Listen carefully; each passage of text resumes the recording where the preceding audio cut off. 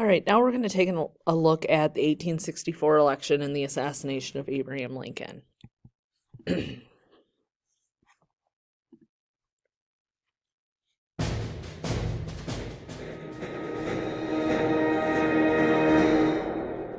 election of 1864 is one of the great pivotal moments of the Civil War, and I think it's one that's underappreciated in some ways. There have been few presidential elections in American history that have offered as stark a choice. You have the sitting president, Abraham Lincoln, who is presiding over a troubled Republican Party, a divided Republican Party in many ways on the one side, and you have George Brinton McClellan on the other. One of the great Union War heroes early in the conflict, who fell out with the Lincoln administration. If the Democrats won in 1864, there was a good chance that negotiations for peace might have begun immediately, and there was an absolutely certain chance that emancipation would be taken off the table for the United States. In contrast, if the Republicans won, voters knew that the war would be pressed forward to victory as energetically as possible, and emancipation would remain a sine qua non of United States victory. It's a stark, stark choice. And it's a choice and a campaign that illustrates, as well as anything else during the war, the profound ties between the non-military sphere and the military sphere. What was going to happen when people went into the voters' booth or voted outside, or however they voted if they were soldiers, those people voting were going to make a determination that would have political ramifications based almost entirely on what was going on the battlefield. United States morale had dropped to its low point for the entire war by July and August of 1864. Abraham Lincoln had famously predicted with his blind memorandum to the cabinet on August 23rd that the Republicans were not going to be reelected.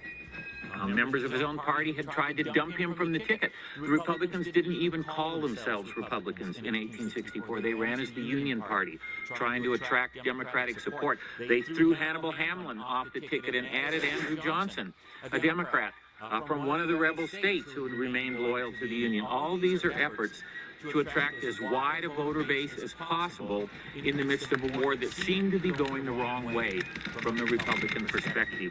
The hideous losses of the Overland Campaign, what had turned into a grinding siege at Petersburg, William Tecumseh Sherman's inability to capture Atlanta through July and August, all of these things had brought Union morale to a low point. And the fact that a little rebel army under Jubal Early had reached the outskirts of Washington in July and shelled the city and brought the President of the United States under fire seemed to indicate the war was a failure to many people in the United States. But Sherman's victory at Atlanta during the first week in September, and then Philip Sheridan's three great victories in the Shenandoah Valley between September 19th and October 19th, sent the message to voters in the United States that the war had turned around. It brought a wave of much greater optimism to voters in the United States, and in the end, as we know, Abraham Lincoln was reelected. The Republicans won huge majorities in both the House and the Senate, and from that point on, that second week in November on, any chance for Confederate victory was at best remote.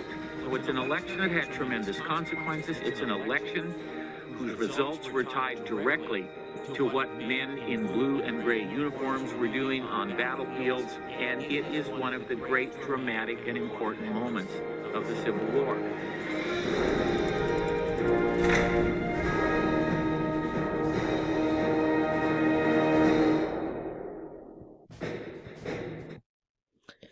So in the spring of 1864, Grant has been put in charge of the Army of the Potomac, and they set off on the Virginia campaign, and their aim is to capture Richmond. Again, remember, if you capture the capital, you're more than likely going to win the war.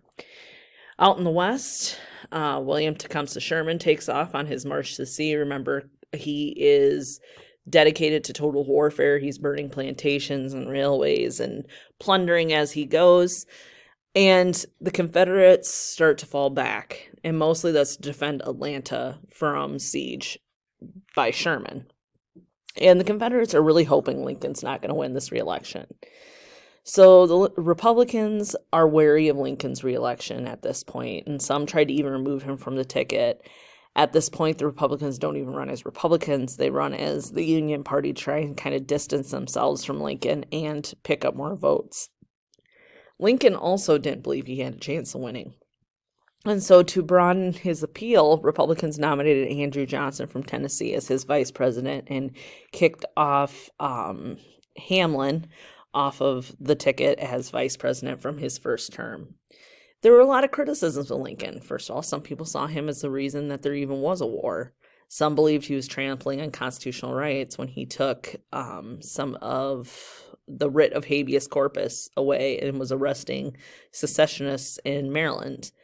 They also believed that the federal government was consolidating too much power, and they also didn't like that Lincoln had an unwillingness to end the war. So the Democrats were ready to take advantage of that in 1864. And they do this by choosing George McClellan, who had been the first, well, not the first, but really the first major general of the Army of the Potomac. Remember that he was indecisive, and Lincoln finally was frustrated and removed him from command. But he ran on a ticket that was committed to restoring the Union, ending the war, and readmitting the states, even if that meant continuing to allow slavery. And many Northerners were drawn to the appeal of ending a bloody war that had caused how many thousands of casualties. He was also very popular with the soldiers. He was a popular military leader. He cared about his men. That was one of the reasons he was really hesitant when it came to battle and never felt like he was prepared. He was worried about his guys.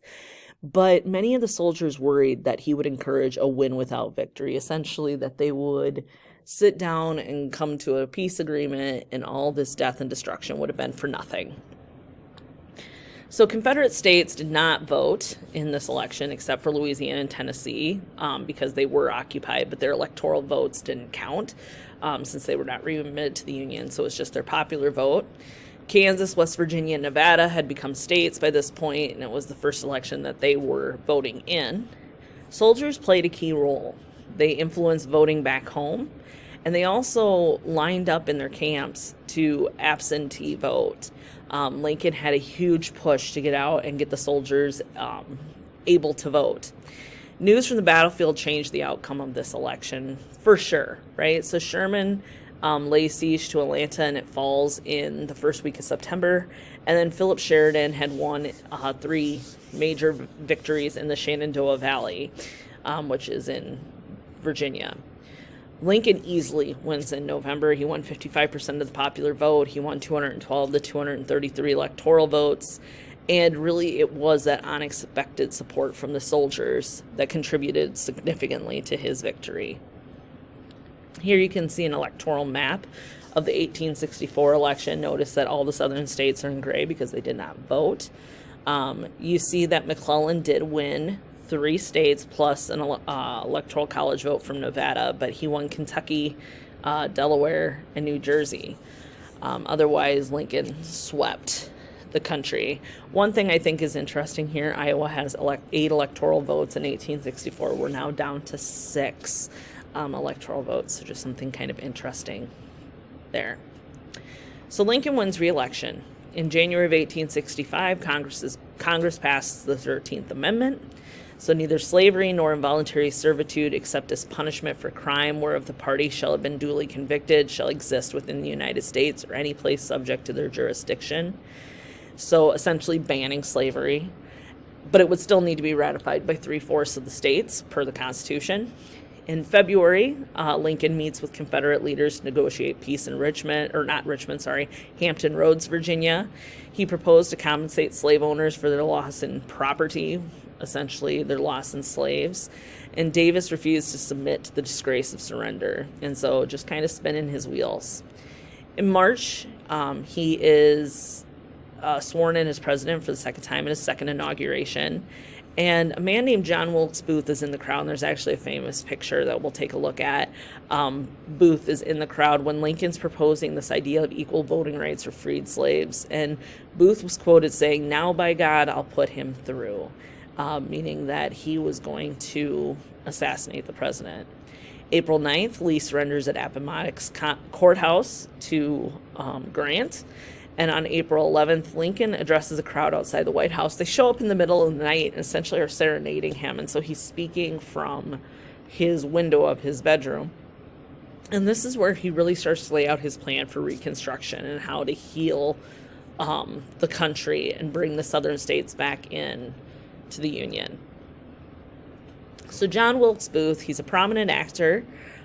He was a Southern sympathizer from Maryland, and actually Lincoln had seen him a couple different times performing at Ford's Theater in the past.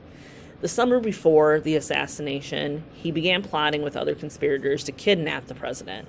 But the plan eventually transitions to an assassination plot. And an assassination is a murder committed for political reasons. So you can see I have a few. There are more, about a handful more. But Lewis Powell is one of the conspirators, and he attempts to murder Secretary of State Henry Seward. You have George Atzerodt, and he was supposed to assassinate Vice President Andrew Johnson, but lost his nerve when the time came. You have David Harold, who accompanied Powell to Seward's house and held the horse outside, and then he accompanied Booth while Booth was on the run after the assassination.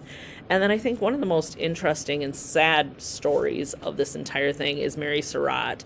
Her son John was originally part of the kidnapping plot, but she ran the boarding house where the conspirators met and planned this, and she becomes the first woman to be publicly executed by the federal government. So April 14th, 1865, Lincoln is living the best days of his life, right? The Civil War is pretty much over. He's been victorious. Newspapers reported that he and General Grant were going to be with their wives attending the evening showing of Our American Cousin at Ford's Theater. Grant actually declined the invitation. Supposedly, he was visiting family in New Jersey. Some historians believe it was because he had a great dislike for Mrs. Lincoln. So instead, Major Henry Rathbone and his wife are in attendance. And they had showed up after the show had started, but the play paused, and the theater welcomed Lincoln with a round of applause before it continued on. Lincoln relieved his bodyguard until the end of the play, and so the bodyguard went to watch the play, and then at intermission, he's actually drinking at a saloon next door, and John Wilkes Booth is actually there. The irony, right? After intermission, Booth approached the president's box with no interference, mostly because everyone recognized him. He didn't stand out. He was supposed to be in the theater, right? So he entered the president's box, raises his .44 caliber Derringer, and he shoots Abraham Lincoln in the back of the head from close range. Many believed that this was part of the performance when it was going on until Mary Todd began to scream that the president had been shot. Major Rathbone tried to apprehend Booth, but was stabbed, and Booth jumped from the box to the stage shouting Sic semper tyrannis, thus always to tyrants, meaning death will always come to tyrants. And this is the same line that Brutus famously says after murdering Caesar.